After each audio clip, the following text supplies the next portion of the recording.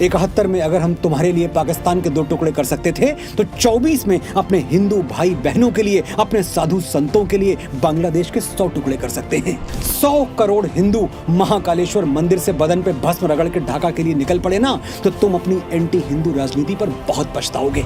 जिसमें गिरती हैं सभी नदियां वो सिंधु हैं हम, सारी दुनिया को वतन कहते हैं, हिंदू हैं हम। 100 अच्छाइयां हैं हम हिंदुओं में, लेकिन हमारी एक बुराई हमें कमजोर कर देती है। हम कभी एक होके नहीं रहते, एक होके नहीं चलते। 4 हिंदू एक साथ एक दिशा में तभी चलते हैं जब 5वां कंधे पर हो। ये बदलना होगा, और जिस दिन बदल दिया उस दिन पूरी दुनिया हमारे आगे साष्टांग प्रणाम की मुद्रा में झुकी हुई मिलेगी।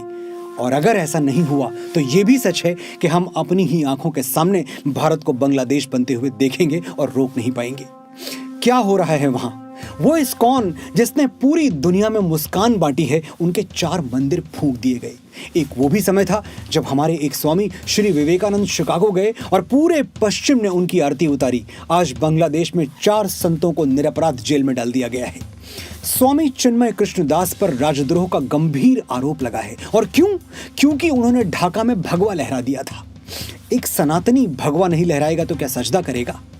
अपनी बात कहने का, अपना पक्ष रखने का मौका तक नहीं दिया जा रहा हमारे संतों को। कोई फेयर ट्रायल नहीं, कोई दलील नहीं, कोई वकील नहीं। अगर उन्होंने सचमुच कोई अपराध किया है तो दंड दो उनको, लेकिन हिंदू होने का दंड हम स्वीकार नहीं करेंगे। ये अफजल गुरु के लिए ह्यूमन राइट्स मांगने वाले सूडो सेकुलर्स, ये तो किसी हिंदू के लिए ह्यूमन राइट मांगेंगे नहीं। हमें मांगना होगा, और मांगने से ना मिले तो छीनना होगा। मैं बांग्लादेश को चेतावनी देता हूं, हमारे मंदिरों पर, हमारे संतों पर हमला बंद करो, वरना याद रखना 71 में अगर हम तुम्हारे लिए पाकिस्तान के 2 टुकड़े कर सकते थे तो 24 में अपने हिंदू भाई बहनों के लिए, अपने साधु संतों के लिए बांग्लादेश के 100 टुकड़े कर सकते हैं। ना हमारी राजनीति अपाहिज हुई है, ना हमारी सेना। जितना बारूद हमारे फौजियों की बंदूकों में है, उतना ही महाकाल की भस्म में भी है। 100 करोड़ हिंदू महाकालेश्वर मंदिर से बदन पे भस्म रगड़ के ढाका के लिए निकल पड़े ना, तो तुम अपनी एंटी हिंदू राजनीति पर बहुत पछताओगे। 71 में हमने तुम्हें आजाद किया, फिर सर पे हाथ रखा, रोटी कपड़ा भेज के तुम्हें आबाद किया। लेकिन अब अगर तुमने हमारा एक भी मंदिर तोड़ा तो बर्बाद करने से पहले 2 बार नहीं सोचेंगे। सनातन का संधि प्रस्ताव स्वीकार कर लो। तुम भाई की तरह बोलोगे, हम भाई की तरह सुनेंगे, और जिहादी की तरह बोलोगे तो हिंदू की तरह जवाब देंगे।